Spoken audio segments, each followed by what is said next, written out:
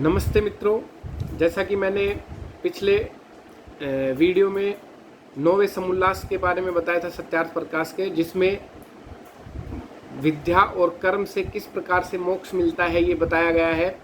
तो विद्या वाला पार्ट मैंने कवर कर लिया मोस्टली। अब मैं थोड़ा मोक्ष के बारे में बताऊंगा।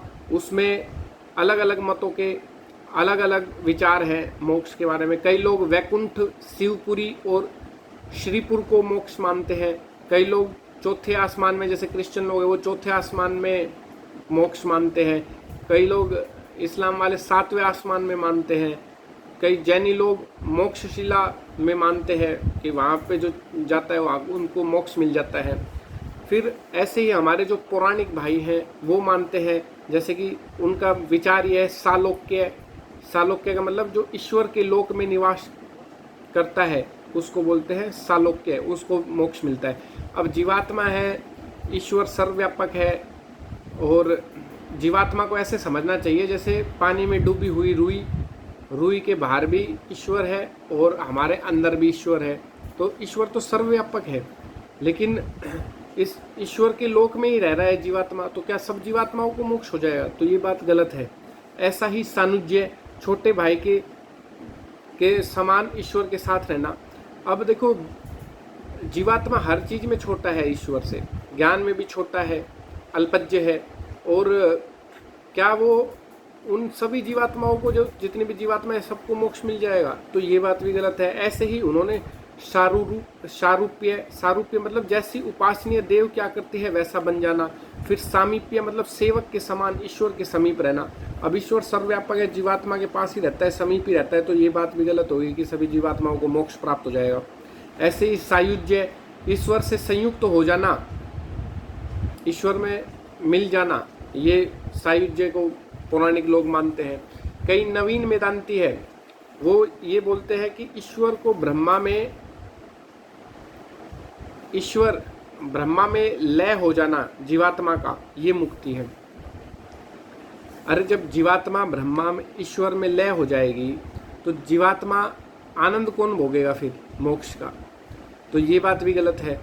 तो जीवात्मा ईश्वर में मोक्ष के टाइम पे लय नहीं होती, वो अलग ही रहती है और वो स्वच्छंद घूमती है।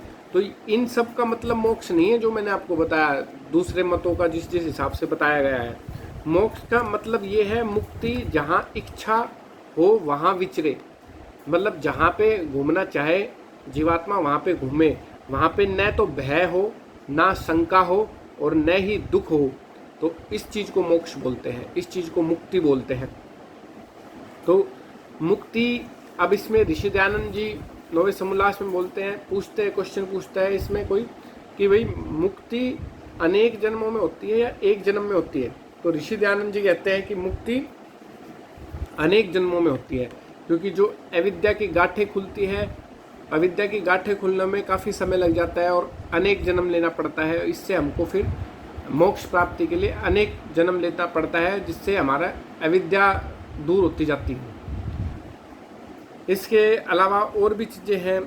अब मुक्ति के बाद, अब इसमें कितना कहाँ पे जाता है? अब जैसे गरुड़ पुराण में है, यम का मतलब कल्पित कर लिया उन्होंने, अपना निकाल लिया, ये यमराज बना दिया और आदमी जैसा शरीर दे दिया, राजा बना दिया।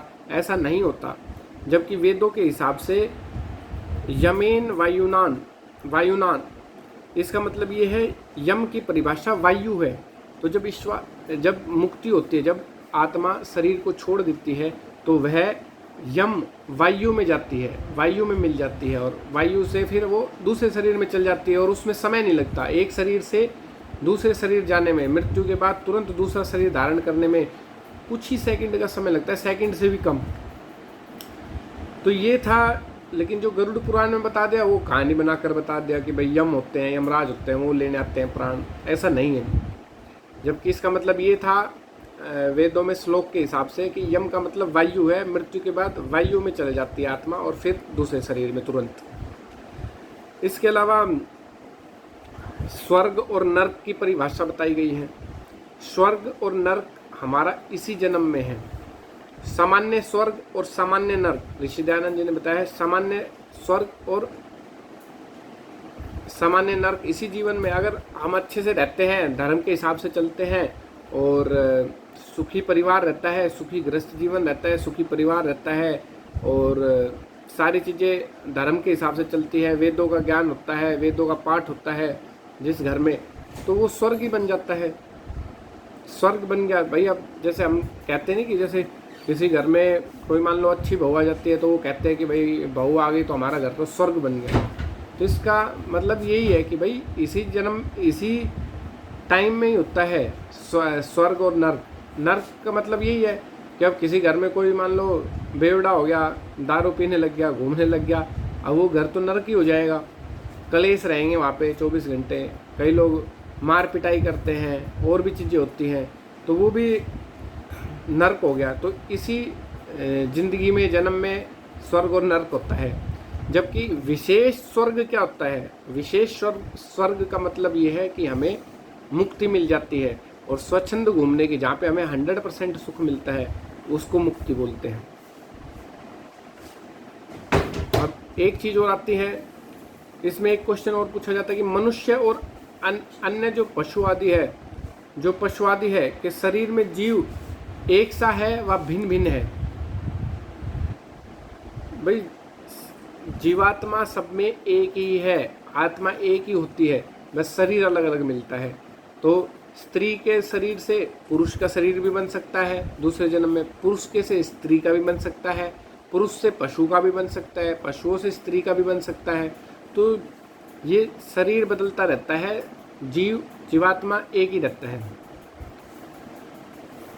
जबकि कई लोग इसको मानते हैं कि भाई जैसे ब्रह्म कुमारी वाले कि भाई ये जीव है, कुत्ते के शरीर में चलेगी तो कुत्ते की आत्मा बन जाएगी, कुत्ते जैसे आकार ले लेगी, हाथी के शरीर में चलेगी तो हाथी जैसी बन जाएगी, हाथी का आकार ले लेगी। ये बात गलत है।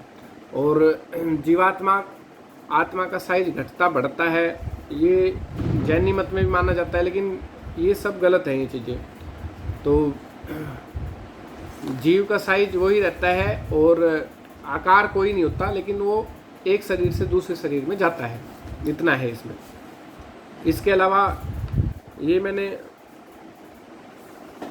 मुक्ति विषय में बताया। मुक्ति विषय में भी एक श्लोक का भी गलत मतलब निकाल लेते हैं। देखिए मैं पहले भी कह चुका कि इस वेद मंत्रों को समझने के लिए संस्कृत का तो ज्ञान होना ही चाहिए, व्याकरण का भी, निरुक्त का भी, निघंटु का भी, इन सब का ज्ञान तो होना ही चाहिए। लेकिन ऐसे व्यक्ति को ही अधिकार है जिसको ध्यान लगता हो, जिसका योग लगता हो, वो ही वेदों के अर्थों को सही निकाल पाएगा, सही समझा पाएगा और उसका सही मीनिंग क्या तात्पर्य कहना चाह रहा है वो बता पाएगा, और उसका वैज्ञानिक तथ्य, आध्यात्मिक तथ्य, ये सब बता पाएगा। तो इसलिए संस्कृत की नॉलेज के साथ साथ ये चीज़ें भी जरूरी होनी चाहिए। लेकिन लोगों ने व्याकरण निरुक्त, कईयों को व्याकरण निरुक्त पढ़ने के बाद भी गलत अर्थ निकाल लिए, कईयों ने तो व्याकरण निरुक्त पढ़ी नहीं, संस्कृत वो लौकिक संस्कृत पढ़ी, उसमें ही अलग अलग अर्थ निकाल लिया अपनी जो जो चीज़ें थी उसके हिसाब के।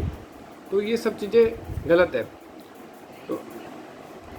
तो मैंने जैसे बताया कि एक शरीर छोड़कर दूसरे शरीर में जाने में बिल्कुल भी समय नहीं लगता, पर कई लोग इसको 12 दिन का समय मानते हैं, लेकिन वो गलत है। 12 दिन वो जो श्लोक है वो गर्भाशय के लिए कहा गया है। गर्भ में जब भ्रूण रहता है उसकी डेवलपमेंट के बारे में कहा गया है कि प्रथम दिन सूर्य के गुण आते हैं, दूसरे दिन अग्नि के गुण आते हैं, तीसरे दिन वायु के, चौथे दिन मास के जो मास होते हैं, पाँचवें दिन चंद्रमा के, छठे दिन ऋतु के, सातवें दिन उसमें मरुद गुण मनुष्य आदि प्राणी के, 8वें दिन बृहस्पति के, 9वें दिन प्राण के, 10वें दिन उदान के, 11वें दिन विद्युत के और 12वें दिन समस्त उत्तम दिव्य गुण।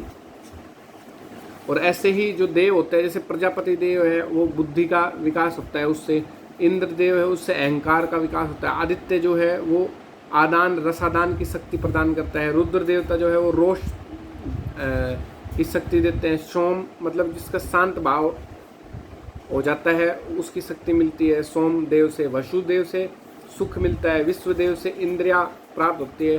तो इस प्रकार से गर्भाशय की डेवलपमेंट को बताया गया, ना कि 12 दिन का समय लगता है। तो ये था मुक्ति और मोक्ष के विषय में और थोड़ा विस्तार से। अब अगले वीडियो में 9वें समोल्लास में ही हम कर्म के विषय में और देखेंगे कि कैसे कर्म के हिसाब से जन्म मिलते हैं और कैसे आयु भोग ये सब डिपेंड करता है। धन्यवाद।